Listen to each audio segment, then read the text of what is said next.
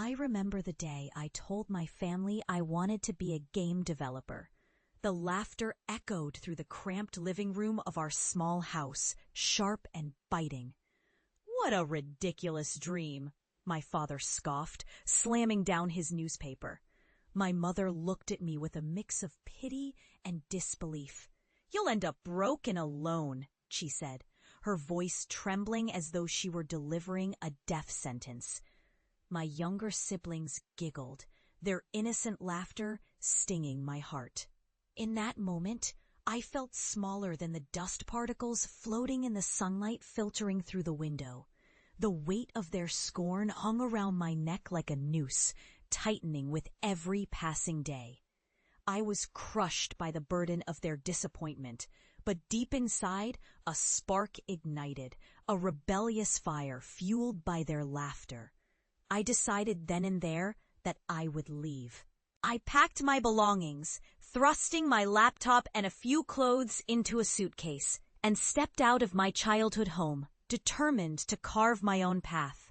The city was a blur of lights and dreams, each street pulsating with the heartbeat of ambition. I worked odd jobs, waitressing, delivering pizzas, cleaning offices, anything that allowed me to save enough for my true passion. I poured my nights into coding, sketching pixelated worlds in the dim light of my apartment.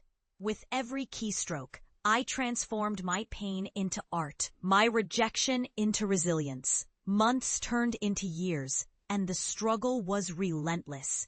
There were nights when my stomach growled louder than the hum of my computer. I would sit on the floor of my apartment, surrounded by empty takeout containers, furiously coding while tears streaked down my cheeks.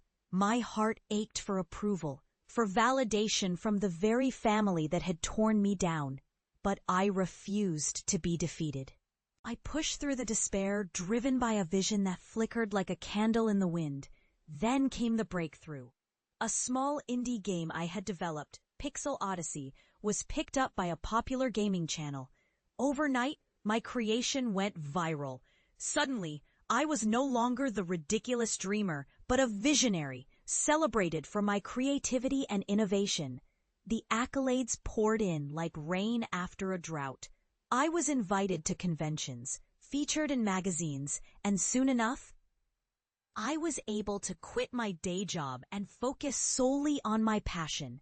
It felt surreal, intoxicating.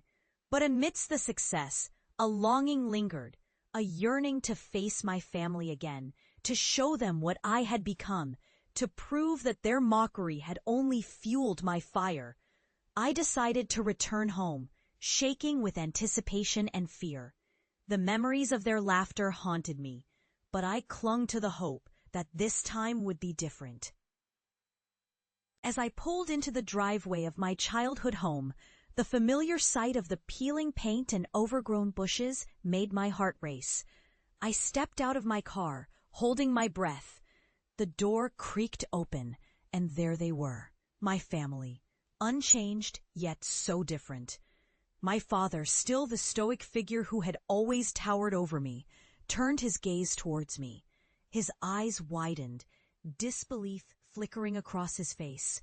My mother stood beside him, her mouth agape, as if she couldn't decide whether to scold me or embrace me. "Is that you?" my younger sister finally whispered, her voice a fragile thread that tugged at my heart. I took a deep breath, my palms clammy as I opened my laptop and projected the trailer for Pixel Odyssey onto the living room wall. The room fell silent as the vibrant colors and dynamic gameplay filled the space. I watched their faces transform. Confusion gave way to awe, and disbelief melted into admiration. "What is this?" my father finally asked, his voice barely above a whisper. "This is what I've been doing," I replied, my voice steady despite the tempest raging inside me. "This is what I've become." The trailer ended, and the silence that followed was deafening. I could see the gears turning in their minds, grappling with the reality that their little dreamer had become something far more than they had ever imagined. My mother stepped forward, her eyes glistening with unshed tears. I didn't know, she stammered, her voice breaking. I didn't believe you could do it. None of us did, my father chimed in, his tone softer than I had ever heard. I thought you were chasing shadows. I felt the weight of every harsh word they had ever thrown at me, but this time it didn't crush me. Instead, I stood taller, empowered by the very struggles that had once broken me. I did it anyway, I said, my voice unwavering. And I'm not ashamed. In that moment, I witnessed a shift. A tentative bond began to form, woven through the threads of regret and newfound understanding. They were finally seeing me, not just as their child, but as a person who had fought against the odds. As we stood together, the walls of silence began to crumble. My siblings approached, their eyes wide with wonder, and for the first time, I didn't feel the need to hide. I was no longer the ridiculous dreamer. I was a pioneer, a creator, worthy of their respect. A laughter that once stung now echoed with warmth, enveloping us in a newfound connection. I had returned, not just as a success, but as a testament to perseverance. And in that moment, I realized that their laughter could no longer hold power over me. I had transformed it into my own symphony of triumph.